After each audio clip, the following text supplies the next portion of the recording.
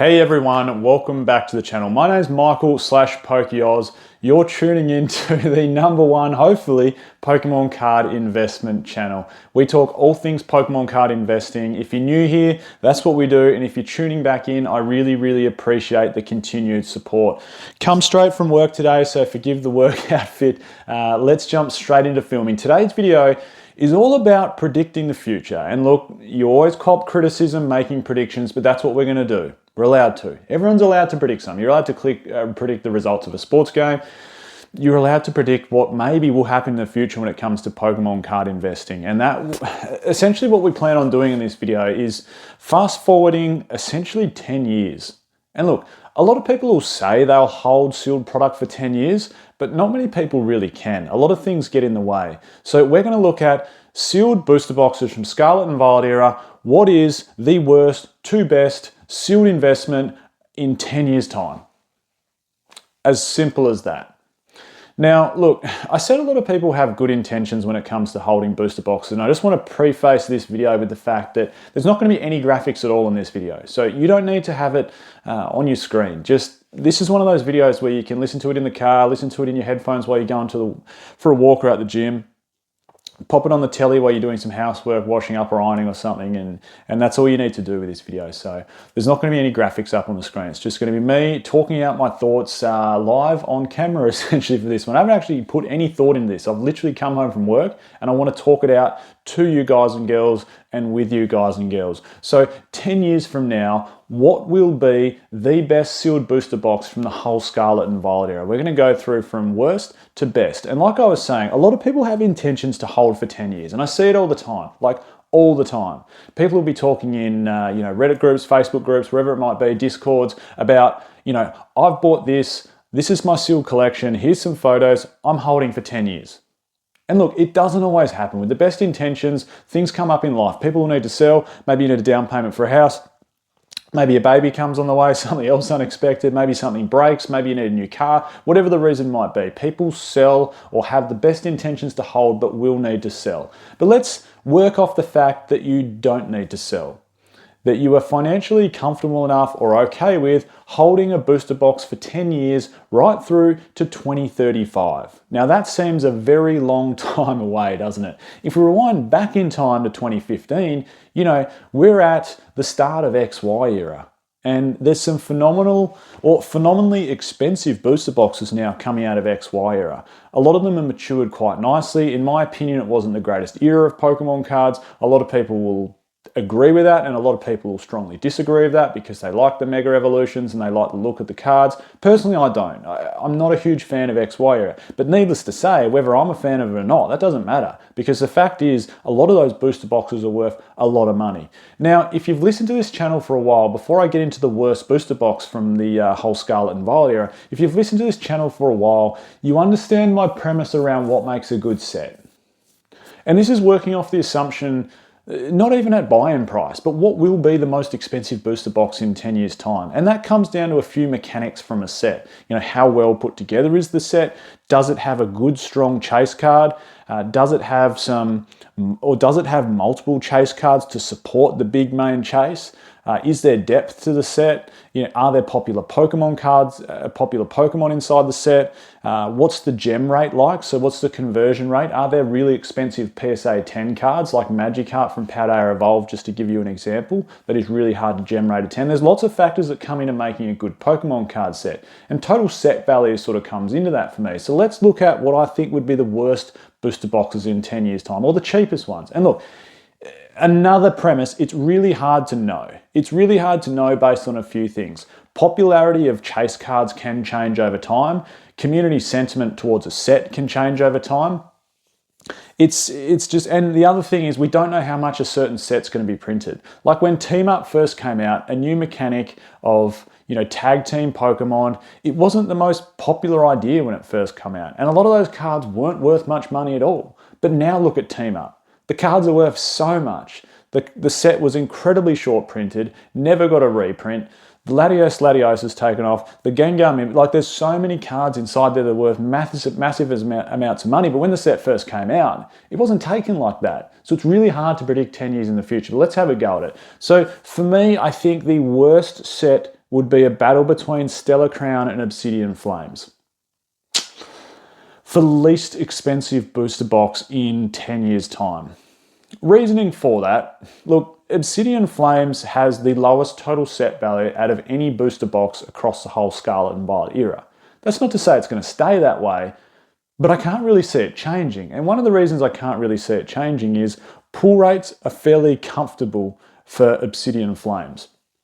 They're not as difficult as pulling an Umbreon from Prismatic Evolution. It's not as difficult as pulling a Greninja from Twilight Masquerade. It's not as difficult as pulling the Pikachu SIR from Surging Sparks. So for that reason, the simpler pull rates, the smaller set size for both sets, both Obsidian Flames and Stellar Crown, they do seem to have smaller sets for a booster box set and easier pull rates, which means more cards of the singles or more chase cards of the singles on the market for people to pick up. And what does that do? It lowers the price of them, therefore lowers the total set value, therefore slightly lowers the desirability for those booster boxes, because what's there to chase? People don't underestimate the fact of how much people love chasing expensive Pokemon cards. Why would you do it? If literally you could pull a $1 card, why would you open a booster box? It makes no sense. I mean, you could keep it sealed as a sealed collectible, like Destined Rivals. Not Destined Rivals. Far out. What's that black and white set? Why am I getting it confused with Destined Rivals? Here's a good example of why I just am talking off the cuff here. What's the worst Pokemon card set? Next Destiny? No. Anyway, someone in the comments let me know. You know, it's got Tornadus and Thunderous as the two chase cards and they're like $7. Why can't I think of it? You know when something's just on the tip of your tongue? Anyway, it'll come to me later, but let me know in the comments the set I'm thinking of from Black and White era. Look, why would you open that set? I mean, it makes no sense if you pull a $7 card. So don't underestimate the importance of the chase card, the importance of the gamble, and why people open Pokemon cards. It is the thrill of it. Like, why would you open a team-up booster box? It makes no sense, like keep it sealed. However, if you want to go for that thrill of chasing some mega expensive cards, particularly if they grade a PSA 10, well, wow, how fun's that going to be? So they're my two worst. I think they're battling it out for last spot. Stellar Crown, Obsidian Flames. Reason being, smaller sets, less depth of chase, relatively inexpensive chase cards, easier pull rates, which is, you know, it goes hand in hand with that. And that's why I place it as probably the two worst ones. Now, the next, I suppose, in 10 years, and look, this is a hard one to say, but if we go simply off the maths and the numbers and keeping emotion out of it, it's probably got to be Scarlet and Violet base. Now look, this is the best base set I think we've seen in a little while. It's better than Sun and Moon base in my opinion. It's better than Sword and Shield base. It's definitely better than XY base. It's better than Black and White base. So it's the best base set we've seen in a while. And I'm maybe finding this a little bit difficult to put in this position because I have this inkling that it's probably going to outperform some other sets.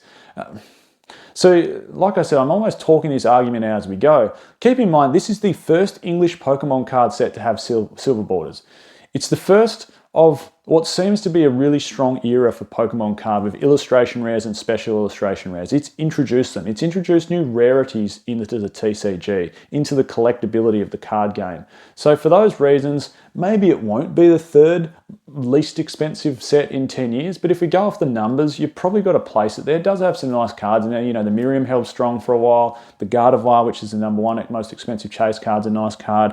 Of course, you know, the Drowsy has been everyone's favourite and now back to being everyone's least favourite after it fell off a cliff with its price. But there are some nice cards inside Scarlet and Violet base. And funnily enough, base sets just have a funny way of, you know, performing pretty well.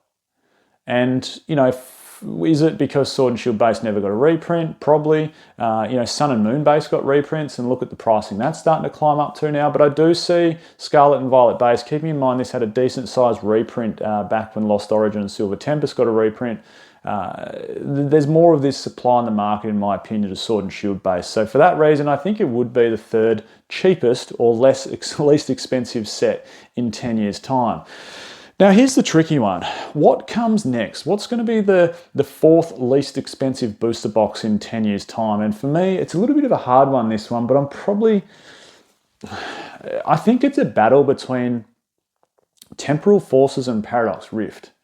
And I've said all along, and it's a hard one to say, but they are sort of mid. Like they're good in a lot of senses. They're particularly, Paradox Rift has so much depth. There are so many illustration rares inside Paradox Rift. And look, I think they're better than what people have given them credit for in the past in a lot of channels. But, compare them to a strong Pokemon card set, and they do come across somewhat mid, if not better than mid. And that's why I think they're going to finish middle of the pack when it comes to, total booster box price in the future. And you go, well, what are they really lacking? And look, the answer is not much. They're not lacking much because they're actually quite good Pokemon card sets. And like I said, they're a bit better than mid in my opinion. They're a mid to strong Pokemon card set. But they're just missing a big chase card, aren't they? Like there's lots of... If you put a big, strong chase card on top of Paradox Rift or Temporal Forces, in my opinion, they're better Pokemon card sets than Paldea Evolved. Why? Well, look, Paldea Evolved's got Tyranitar, it's got Sleeping Raichu, etc. There are some strong chase cards underneath it, but it has that banger sitting at the top. The $200 raw Magikarp, which can be $1,000 graded as a PSA 10. That's a big carrot. And unfortunately, Paradox Rift and Temporal Forces just doesn't have that carrot. It's got all the depth that Paldea Evolved has. In fact, the top 4 cards are probably, excluding, if we take Magikarp away, they're probably better than Paldea Evolved. So in that regards, they're slightly better Pokemon card sets, like I was saying, than people give them credit for. But it's just missing that chase card, isn't it? Imagine if one of them had we had the Groudon in there. Maybe if Groudon was a special illustration rare. Maybe if there's a Kyogre in there as a special illustration rare. Maybe if there's a Rayquaza in there as a special illustration rare. Something that can sit on top as like a $200, $250, $300 raw chase card with the harder pull rates. So I think for me, it's probably... I really like the illustration rares in Paradox, but I really like the special illustration rares in Temporal Forces. And it's like, which audience will Temporal Forces ring true to in 10 years? Will the kids of nowadays, there's that argument that goes around with the kids of nowadays really enjoy it in 10 years' time and want to chase that nostalgia like we do with, Gen 1 or Gen 2 or Gen 3 or, Gen 5 of Black and White that's coming out. And look, maybe they will, maybe they won't. It's so hard to predict the future, but for me, going off numbers, I think I'm going to place Paradox Rift and then Temporal Forces next. And look, this might be a little bit of a controversial positioning of Paldea Evolved, but the more I look at it, the more I talk myself out of Paldea Evolved. And look, like I said, if it didn't have Magikarp, I would actually place it below Temporal Forces and Paradox Rift, but it does have the Magikarp. And I don't think we can underestimate how important a strong chase card is to a Pokemon card set. And not only that, the gem rate of that Magikarp is incredibly difficult. The gem rate of a lot of illustration rares is incredibly difficult. And for that reason, it goes for big money in a PSA 10. And people love gambling and they love the chase and they'll love that 1 in 650 chance of opening a pack to pull that Magikarp because that's roughly the pull rates of it. So for me, I'm going to place Paldea Evolved next in line. And then you might be going, well, hold on. You've been an advocate for Paldea Evolved for a long time. And look, I have. I'm not saying it's a bad Pokemon card set. It's good. I'm placing it ahead of a lot of solid Pokemon card sets here in Temporal Forces, Paradox Rift, S&V Base. It's ahead of those. But I think Twilight Masquerade has a little edge over it. If you look at the top 4 chase cards from Twilight Masquerade, they do far outweigh the top 4 chase cards at this moment from Paldea Evolved. And Paldea Evolved also has a little more age on its side. And still, Twilight is, pulling strong. That Greninja is a beautiful card. And Greninja is a fan favorite Pokemon. It well and truly is.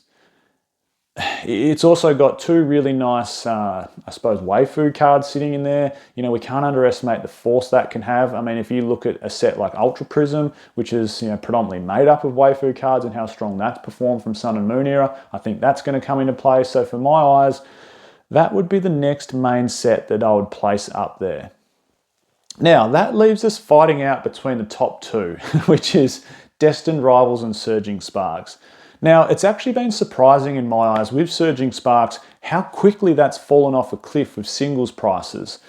It's got so much demand, like a lot of demand, but it's been printed quite heavily.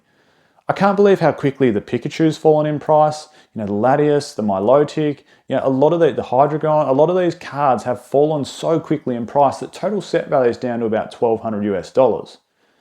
But the fundamentals are still there for me. It's, you know, people comparing it to Vivid Voltage because it's, you know, that electric based set. I just don't think there's a comparison there. You know, Vivid Voltage had one chase card, which was the Rainbow Pikachu, and that was it. Surging Sparks has multiple chase cards, and they're all beautiful artwork. Could it have been better? Yeah, probably. We should have had the Latios and the Latios as both special illustration rares, not one a special illustration rare and one an illustration rare. Could the Pikachu have been better artwork? In my opinion, yes. Do I hate the artwork of it? No. But again, could it have been better? Then of course it could. Would it have been a stronger set? Could we have added more Dragon Pokemon into there, like a Rayquaza special illustration rare to really top it off? Yes, we should have. And then it's like, well, here's Destined Rivals. And look, I think Destined Rivals will sit above Surging Sparks. So that's for me, you know, Surging Sparks will be number 2, and then in 10 years' time, I think Destined Rivals will be number 1. We can't underestimate the power of nostalgia. It is the bringing back of Team Rocket. Again, could they have done things better? Could we have had a Rocket Scyther SIR? Could we have added light and dark Pokemon in there and had things like a Dark Dragonite? Or a Dark Gyarados inside there. Well, yeah, of course we could have, and it could have made it way better. And that's one of my gripes of the whole Scarlet and Violet era. Like, it's been done so well, but I just feel a few tricks have been missed along the way, and it could have been done so much better. 151. Why didn't we get Master Balls in English, yet we got them in Prismatic Evolutions? I know I'm going on a tangent here, but I think that's my summary of booster boxes. In 10 years' time, I think that's where they'll be sitting. Destined Rivals number 2, Surging Sparks number 3, Twilight Masquerade Surging Sparks number 2, Twilight Masquerade number 3, and all the way down from there. I'm Michael. Let me know your opinions down below. This is Pokey Oz. Catch everyone next time.